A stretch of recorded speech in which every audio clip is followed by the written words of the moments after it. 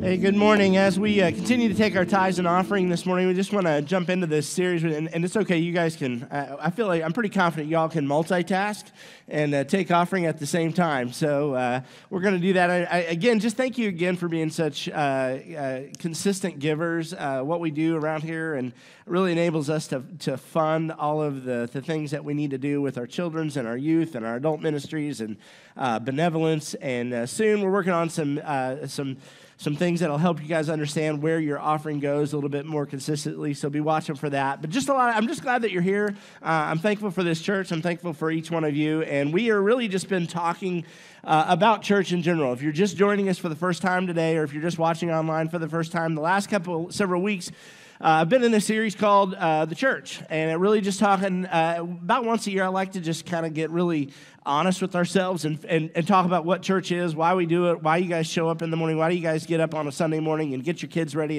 and drive them to church and yell at each other on the way here and have road rage like I do. You know, I was tailgating somebody. I was just praying this morning that they wouldn't turn in the church. So, but it's the church, and the church is people. So we've been talking about that. And if you just joined us for the first time today, I'll just catch you up a little bit really quick. The first week we talked about that the church, that we need people. The church is people, and that's something it's not new. It's not anything revolutionary. You haven't heard it before. But I think sometimes we just forget that. And we know that in order to be a church, we need people. We need you, and you need people. We need each other. And we have to connect. And this church is not this place. It's not our denomination. It's not. It's just a body of believers that really started right after the death and resurrection of Jesus Christ. And we're going to talk a little bit about that. That started this movement that is actually the church. That has come to know. We know that the word church was translated at some point in history from the Greek word ekklesia. You heard Ryan commit to that, which basically just means a gathering. It's a gathering of people. Excuse me. And so we've been talking about that. Last week we talked about that the church loves Jesus and all that it does. And so the question I posed to you last week was, hey, do we actually really love, do the people that are gathered in this room, do you and me and the people that are gathering in churches all over our community today and all over the world and all over the world, there are people that are gathering today. Do we really love Jesus and all that we do? And, and that's a question that each one of you have to answer. I've been wrestling with that with myself. Do we really believe that? And we know that the church culturally today in America is on the decline, especially in-person attendance to church. The millennials and Gen Xers and the generation following, actually the millennials are actually on the rise, which is interesting. Gen X's, which is my generation, are on the decline with attendance. And so I kind of nerd out on some of that church statistical stuff, and it's kind of interesting to me. We know that only 32% of Americans say that they actually trust the church. They trust other things way more than they trust the church. And so I want to, it's like, why? Why of all places we should be the place, each one of us and church people and Christians and followers of Jesus Christ should. So we want to try to change that, and I think we do that. And so this week, last week we talked about, do we really love Jesus? And I think that's the foundation of making a great church. There's people who actually really love Jesus. That they love him. And John 14:15 says, if you love me, obey my commandments. But so this week, we're going to talk a little bit, the next phrase that we're going to address this week is really, the church lives under the rule and reign of God. You might have seen it on the bumper video. Those are just statements that flash up there. First one was, we need people, the church is people. The second one is, we love Jesus and all that we do, and the church is supposed to live under the rule and reign of God. Now, question for you this morning: Who wears the pants in your family? Anybody? Women are elbowing. Who is it that wears the pants in your family? Who calls the shots? And there's some guys in here thinking, well, I call the shots, and they know they don't. I don't know who it is. I don't know if that's you or who wears the pants in your family. Who wore the pants in your family growing up? My dad wore the pants in our family when we grew up. I lived under the rule and reign of Mike and Joan. That's what I lived under, the rule and reign of. Anybody else? Like, when you're a kid, you live under the rule and reign of your parents, and you get answers like, because I said so. That's why. When you're a kid, right? You just do that, and you don't know why you go to church. You don't know why you can't go do certain things with certain people and friends, and you don't know why you can't have a phone, or you don't know why you can't do this or that, or whatever. You just live under the rule and reign. You don't have all the answers, but and I lived under the rule and reign of Mike and Joan. And let me just tell you, it wasn't bad. I always feel bad for my mom. We had a great childhood. My parents provided for us. My mom stayed home with us during, she didn't work outside of the home, and so it was just me and my 4 brothers, and she really, quite honestly, deserves a medal. Like, I don't know how, the stuff we did and the stuff that we put her through, but we lived in a pretty conservative environment. My dad was a pastor. We didn't, church was it's just been a part of who I am as a person. We were always at church, and we went to church whether we wanted to or not. And why? Because we lived under the rule and reign of Mike and Joan. Now, I want to share something with you, and this happens, and if you think about your life growing up and how that looks like, all of your kids, whether you're a kid or someday, if you're a kid in here, someday you're not going to live under the rule and reign of your parents. They're going to want you to, but you're going to not. And maybe you're a parent in here going, oh, my kids would never, yeah, right, whatever. Yes, they will. They'll do bad things when they grow up. We all do. It's because we all are sinners, right? We all sin and fall short of the glory of God. The Bible tells us that. And the sin is something you just do on purpose. So here's the thing. I just wanted to share. When I lived under the rule and reign of Mike and Joan, we did whatever we were told to do, and we did it perfectly, and not perfectly, but we at least tried to be good kids. We got a lot of spankings, and we deserved every one of them. But here's the thing, and I want to share with you. As I grew older, when I got into high school, any high schoolers in the room today? Lift your hand. Yes, I see you. You're my people. But high school got different, and you start making, you get a little freedom when you get your license. And actually, we've been connected with our youth ministry here at Salem Grace for a long time. And there's a trend that you see like in Youth Loop. When we have Youth Loop, and we've started at our house, even with attendance-wise. And it's kind of just a further indication of what you see in the church. Because Youth Loop, what happens is, it even happens with some of our volunteers. Like freshman, sophomore, they are all about it. Juniors and seniors, they start to fade. There starts to become a decline in attendance with our juniors and seniors. And I think part of that comes from you get your license and you're like, okay, I don't really have to live under the rule and reign of my parents making me go. In fact, that's how we started Youth Loop. There was, we were here at the church, and Cheryl got in an argument with Morgan, and Morgan said, I'm not going back. And Cheryl said, oh, yes, you are. And she said, no, I'm not. And she said, yes, you are. And she said, no, I'm not. It was just that for a minute. And then, it was like, fine. It was one of those deals. And so we're started Youth Loop. And that's really what we're talking about. We started Youth Loop because we were invested in our kids. And there's a whole nother message there that I'm going to get to next week, okay? But what happens is there's this decline, and we start to see kids, juniors and seniors, start to fade in their relationship with Jesus Christ and their relationship with the church. In fact, there's been books written about it. I've read a book. There's a great book. I've met the author. Her name's Kara Powell. She wrote a book called Sticky Faith, and it's really about how do we make faith sticky with our students and our high school kids and college age. So when they leave high school, when you graduate high school and go to college, that there's not this sharp, just off the cliff fall from what has been foundationally true their whole life. And so that happened to me. I grew up, actually went to a Christian university, and I did some things that I'm not proud of. And for the first time, I'm going to share something that I did that I'm super not proud of. It was ugly. It was bad. I sowed some wild oats. And when I got to Olivet, here's what I did. Again, I've never shared this publicly. I skipped church. I did it. Not proud of. I just woke up on a Sunday morning and said, you know what? I'm not going. Take that, Mom and Mike and Joan. For my whole life, I had been, you're going to church. Why do we go to church? Because I said so. That's why you go. And so my whole life, I just went to church. I did some other bad things that I'm not going to tell you about. But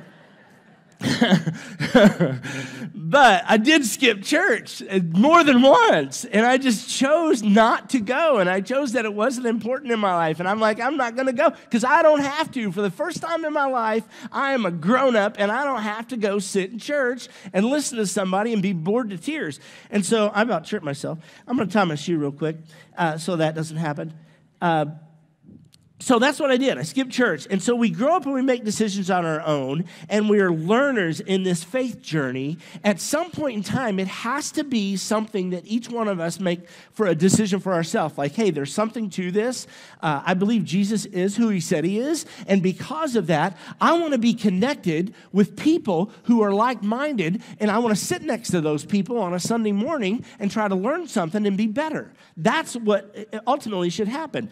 And so we're all learners. We've all had different experiences with church. In order for us to learn and grow, we have to be willing to evaluate yourself. You have to be willing to evaluate yourself sitting here this morning. Why am I here? Am I just checking a box? Or do I really want to live under the rule and reign of God in my life? That's a hard question. And so that's the question the first question I want us to wrestle with this morning is this. Does this church, look around you, because when I say church, what do I mean? People, right? The people sitting in front of you and behind you. And do you think this church lives under the rule and reign of God? That's scary. Do we do that? Are we obedient? Are we getting our direction for him? And so let's start with the church as a whole organization, and I want to get into the scripture here. The modern church, including this one, grew out of a movement. It wasn't like somebody built a church and a building and a place and said, okay, we're going to hang a sign out front and turn the light on and put our core values out on some scroll in front of the building. It just started from a movement of people, and it started right after the resurrection of Jesus Christ, and it started word of mouth, people telling other people, and Paul was one of those people that got influenced by that movement. His name was Saul. He got changed to Paul, and then Paul became the first missionary ever. He got on a boat and sailed around the Mediterranean, and he planted churches in Greece and all over these different places. And one of the places that he planted a church was in a city called Corinth. You can Google it. That's where we get 1 Corinthians and 2 Corinthians. They were letters that Paul wrote to these people that were in Corinth. Now, here's what you need to understand about the city of Corinth. It was incredibly prosperous. Like, they were a central hub. It was a coastal community. It still is today. It's still like internationally important in Greece today. They were surrounded by coastal towns. It was a prosperous city. It had a population of about 90,000 people in 400 BC. So it was slightly larger than Salem, but 90,000 people. It was this bustling, booming, successful, prosperous city. And the people who lived there typically were very affluent. They had a lot of stuff. They didn't need a lot of stuff. Churches that live under the rule and reign of God, let's talk about those first. And Paul planted this church. And in 1 Corinthians, he wrote this in chapter 4. He writes this whole letter to the church. But in chapter 4, he kind of lays into this church a little bit. And I want to start in chapter 4, okay? Here's what it says. Here's the issue that he starts out like, hey, you guys are great. You're doing a lot of great things. This is really, really good. I like this about you. I like this about this church. But then there's always a big but, right? Like there's a but, you got this going on. And here's what Paul said was going on in the church at Corinth. Let's take a look at it. 1 Corinthians chapter 4, verse 7. Here's what it says. Now, before I get there, have you ever been really super overconfident with anything in your life? Like you thought, like you could do, yes. Like, or you thought, I've told this story in here. I was trying to think of a time. I've told this story before, but one time when my brother and I were in high school, my older brother, Farron, my dad had he'd given us a car that he'd traded a TV for. So you can kind of figure out kind of the caliber of vehicle that we were whipping in around Anna. And we would paint it with Walmart spray cans, and then when you got tired of that, you could just take it to the car wash and peel it all off and repaint it again. It was a good time. But this car was not super reliable. And so one time we'd been mowing grass all day. It was dark when we were leaving, and we were coming through town. There's a four-way stop in Anna. Some of you maybe have heard this story before. But we stopped at this. We had our push mowers and our gas cans in the back of the Dodge Colt. We pulled up to the stop sign. The car died, like deader than a hammer. So me, my older brother Farron, and my best friend Brian Dillo, got out, and we pushed this car over to the bank parking lot, Anna State Bank. And as we were parking over there, we're like, okay, it's out of gas. But fortunately, we had a gas can from mowing, and we were going to put some gas in it. Well, there was a guy sitting across the street that was just laughing hysterically at us, like super loud, like annoying and obnoxious. So Farron, my older brother, gets out and goes, "What are you laughing at?" And then the dude stood up, and then we realized who it was. It was Chad Knight. He had like a beard in 7th grade. He just beat everybody to a pulp in high school, like all the time. And so Chad, I'm not sure he had attended church that week, and he had some liquid courage. And so here comes Chad Knight walking across the street. I was confident that we were going to be beaten within an inch of our lives. He was not happy. And so he's coming across the street. Farron's in the driver's seat trying to start our Dodge Colt. Oh, yeah. We're like, pump it, pump it. Brian's in the back, scared to death. He's pouring gas. Throws the gas can in the back. We jump in the car, roll up you had to roll them up like this back. Roll the windows up, and he is just beating on the window. Like, he's out of his mind, furious with us. And it was like, I think we were confident at first because there were 3 of us, but then we're like, okay, yeah, this is stupid. We're going to get killed. And so finally we got it started, and we lived to survive. But I think there's this overconfidence in this church at Corinth. Like, these people just had everything they needed. And here's what Paul says to them. And they were arguing about different things in the church. These church people were. They were arguing about who Paul and Apollos and everything. And so here's what Paul says to them. For what gives you the right to make such a judgment? What do you have that God hasn't given you? And everything you have is from God. Why boast as though it's a gift? These people had everything. They had resources. They had money in the bank. They had homes. They had new camels. They had whatever they needed. They had lost sight that everything they had was from God. And Paul knew it. And that's what he had against them. They were living in this affluent city. They really didn't need anything. And isn't it funny how need makes all the difference in who or what is ruling and reigning in your life? You ever notice that? You experience tragedy, guess what? You need people. You need a God that loves you. You experience a diagnosis, makes a difference in who or what is reigning in your life. And all of a sudden, those priorities get really, really, really clear. Here's what Paul said in verse 8. He says, you think you have everything you need.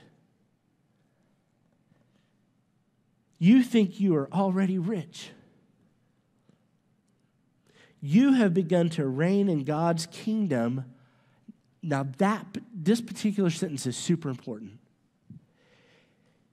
He said, you have begun to reign in God's kingdom without us, without the apostles. In other words, they had already made a decision that, hey, I can reign in this kingdom. I got everything I need. I don't need you. I don't need the church. I don't need other people.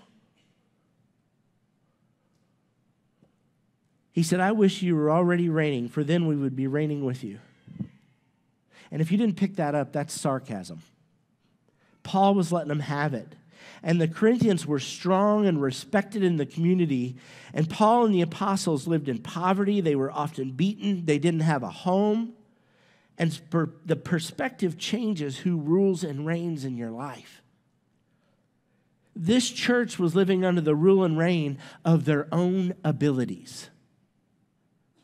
And Paul called them out on it. It's what we can accomplish, what I can accomplish, what we can do. I think the church in America, and I think possibly this is maybe why only 32% of the people trust us, is because we say we live under the rule and reign of Jesus, but we live like we live under the rule and reign of ourselves. If we were living under the rule and reign of God, His priorities would move ahead of ours. I think the church in America, even this church, can fall victim to that. Let's face it, we have everything we need. We have an amazing facility. We have money in the bank. We think we're rich, and we are.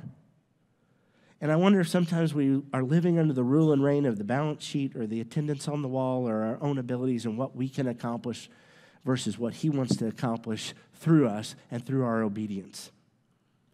Instead of being in a place where we live under the rule and reign of God, church has become a place for many to be entertained.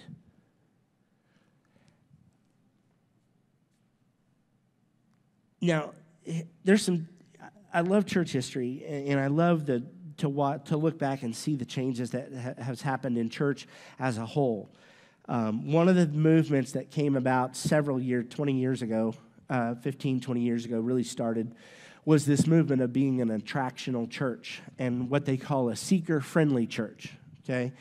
Now, what that looks like is churches began to create environments kind of like what we have here. It's we have lights and music, and the music's different, the lights, and casual dress, and pastors don't wear suits, and there's this effort to be seeker-friendly. Now, personally, I love that because I believe that church should be a place where you feel comfortable. This should be a place that when you walk in here, you don't have to be worried about whether you're dressed appropriately, as long as you have something on, is what we typically prefer here. Amen. Thank you. Yes, I see that hand. And sometimes we can take some criticism for that, and I'm okay with that. What I'm really concerned about more than any of that is whether we're living under the rule and reign of the Almighty God. That's what I really care about. Should this be a place that you come in here and feel comfortable and enjoy an awesome worship team that we have? And absolutely, church should be fun. I don't know, at some point in time in my childhood, somebody must have said church should not be fun because it wasn't. It should be fun. I'm here with people who I believe love Jesus. It should be fun. Are there any shoppers in the room, people who love to shop? I personally hate it. Has anybody got their Christmas shopping done? We're only 4 months away. Just some people in here, I'm telling you. I do my best work on Christmas Eve. Come on, Kmart shoppers, please make your final. Is Kmart even a thing? I don't know. There is a term that and I understand the term. There's a term that I hear from time to time, and people will tell me this. Actually, somebody told me this past week. It's like, yeah, we're doing some church shopping. Oh, okay. And that's okay. I mean, you got to find a place where you feel comfortable and find a place that you feel like is preaching the Word of God, and I believe that. But it denotes a trend that has become a trend in the American church, and it's a little bit of consumer Christianity. I believe it's a similar problem that the church in Corinth had. They lived in a place where they rarely, if ever, suffered for anything, and the church had plenty of resources.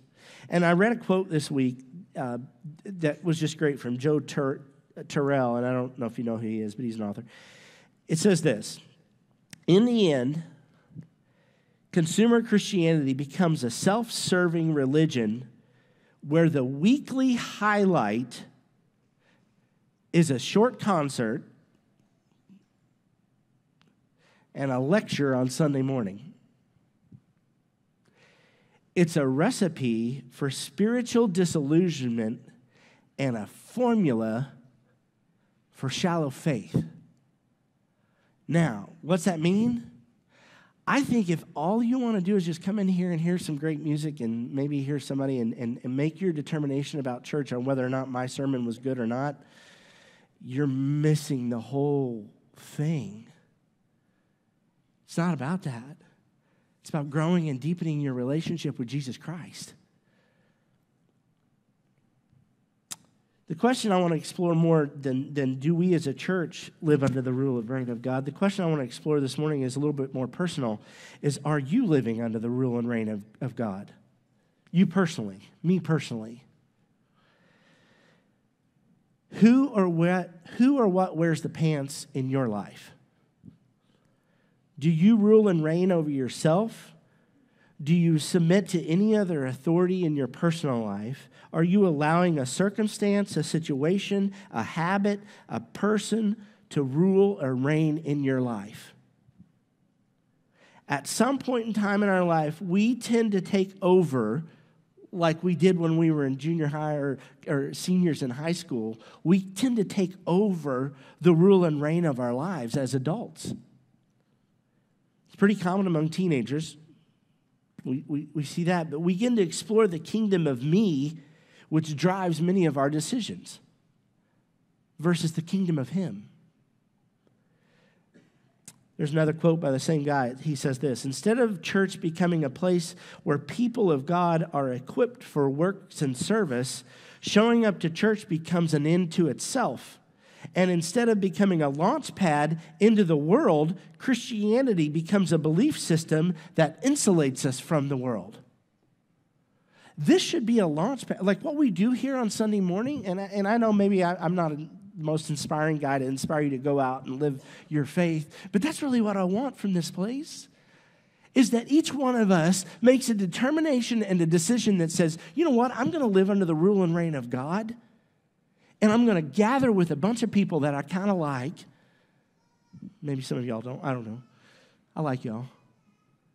That believe in Jesus and love Jesus with all their hearts. And then Monday through Saturday, we're going to leave here and we're going to go launch into the community of Salem. And the people that we run into contact with and the people that we have interactions with are going to make a determination about our church and the church as a whole on whether they can trust us based on how you're living outside of this place. Church was not designed to insulate us or entertain us. We are part of a kingdom. We have the Lion of Judah living inside us. Whom shall we fear? We should run out of here with all the courage and strength that we have to tell people about the good news of the gospel that Jesus died for their sins and you can be forgiven of that. That is an awesome message. My favorite verses, I read it in here all the time, Matthew 28, 19 through 20. Jesus' last words to us before he ascended into heaven and he left the Holy Spirit for us. Therefore, go and make disciples in all nations, baptizing them in the name of the Father, the Son, and the Holy Spirit, and teach these new disciples to obey the commands I have given you. That is a challenge for all of us. Consumer Christianity places our needs and desires at the center of God's universe. Are we making our lives accessible to the needs and desires of other people in the world? Another favorite verse is really what our church is all about, our core values. Love God with all your heart, love your neighbor, and go make disciples. Matthew 22, 36 through 40 says this: Teacher, which is the most important commandment of the law of Moses? And Jesus replied, you must love the Lord God with all your heart and all your soul and all your mind. This is the first and greatest commandment. A second is equally important. Love your neighbor as yourself. The entire law and all the demands of all the prophets are based on these two commandments. Jesus simplified for us. Love God, love people, and go make disciples. That's what we're rallying here to do this morning. You can come here to be entertained by me, because if you did, you should get your money back. Or our band, maybe by them, they're worthy of hand for something. But it's not about just gathering here and checking the bucket and going to this. I want to be part of a group of people, a church that is on mission. I love that. 1 Corinthians 1:27 says, instead, now this is, you take it out of context, it's hard to understand it, but I'm going to read it anyway. 1 Corinthians 1:27, it said, instead, God chose the things of this world that the world considers foolish in order to shame those who think that they are wise. And he chose things that are powerless to shame those who are powerful. Now, it's a hard verse to kind of just pluck out and understand without context, but basically what Paul was saying to the Corinthians is like, look, when you look around this room, none of us are, including myself, like, oftentimes I wonder, like, why God chose me to be your pastor. But he takes the foolish things that people in our world see as foolish, and he makes them powerful. He takes what little you give in the offering or through service or through prayer or whatever it is, however you give and however you're obedient, he will take that and make it powerful. He has chosen each one of us to make a difference in the world. What are you doing with that? Are you living? And I think the first part of that, really quite simply this morning as I wrap up, it's just a simple question. Do I live under the rule and reign of God, or am I living under the rule and reign of me? Are the choices and the decisions I make in my personal life, at work, how I spend my money, how I spend my time, are those choices based on living under the rule and reign of God, or are they based on living under the rule and reign of me and what is important to me and my family? What does that look like? What's the process? There are 7 things that I want to just leave you with here in closing that I think that what that looks like when you begin to live under the rule and reign of God. There were actually 6 things when I came up with this, but I don't like just the number 6, so I went with 7 because it's perfect. I added 1. Here's the first one. Submit your life. That's the first thing we have to do as believers in Jesus Christ. If you're here this morning, that may be hard for you. I understand that. And maybe you don't even understand what that means to submit your life to the rule and reign of God. Catch me sometime this week. I'd love to have a conversation about that. The second thing I think you need to do is you need to be volunteering somewhere. Because when church becomes more than just something you attend, when you're coming here with a servant's heart versus I'm just coming here to get something, it's a completely different experience, I guarantee you. When you start volunteering and serving in the church, it feels incredibly different. It will feel different for you on Sunday morning because all of a sudden you may be mindful of, oh, shoot, that person doesn't have a seat. Oh, that person, they need help getting from their car in here. Oh, that person, I could take them a cup. When you come with a servant's mindset, it's a whole different experience. You need to be volunteering. Third thing that we need to be doing, if you're going to live under the rule and reign of God, you need to be donating. You need to be giving. I wonder what that is. It's biblical. You should do it. It's the only place in Scripture that God tells us to test him is in our giving. Fourth thing is you got to participate. That means when Ryan stands up and asks you to shake somebody's hand and that really gives you like the cold sweats, just do it. Make an effort. You know, I hear people sometimes a lot here at this church, and it's hard because we're a bigger congregation, especially when we had 2 services. One of the things that people say to me is, it's really hard to kind of get connected. I don't really know anybody. Like, a lot of you are that way. You come in here and you sit with each other, but you left church people don't know the right church people. You right church people don't. Maybe you know some of the people on the middle, because they're across the aisle. But we have to connect. You're gonna have to participate. You're gonna have to put yourself out there. You will never know anybody else in this church unless you make an effort, and you'll never know Jesus unless you make an effort to get to know him. Got to serve. You got to connect with people, and the last one is this: engage. Just engage. Engage in this thing that is church, in this body of believers that is here. We stopped taking down the chairs, and I kind of like pulling back the curtain on some of the things that we do here. Some of you may notice, like we stopped asking you to help us take down the chairs at the end of the service. Here's why. I'm just being really transparent. We stopped doing that because we want you guys to hang around here and get to know somebody. Because when we started taking down chairs, people were like, oh no, I got to get out of here. I think somewhat because they were like, I don't want to have to pick up a chair. Amen. Especially the blue puffies. Oh, you blue puffy people. You got to sit up front to get the good chairs.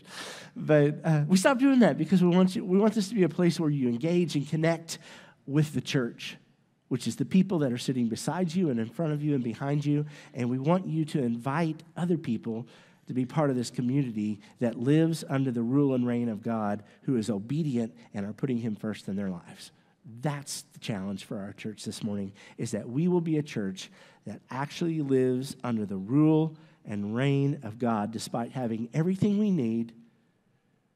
Let's be that kind of church. Stand with me this morning.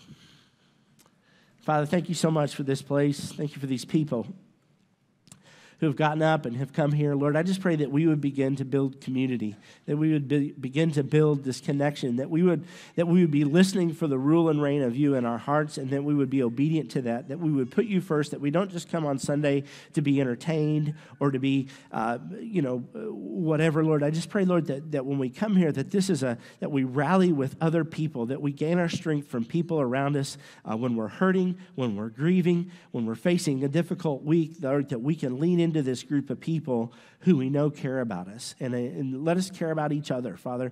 And I know, Lord, that if we do that correctly, and you will help build a spirit of community in our hearts, Lord Jesus, that will be reflective to our community, that people will want the level of relationship with you that we have. And Father, I just pray that in our walk with you outside of this place, Lord, that it's exemplary of you in us. And Lord, help us to be the kind of people that forgive easy.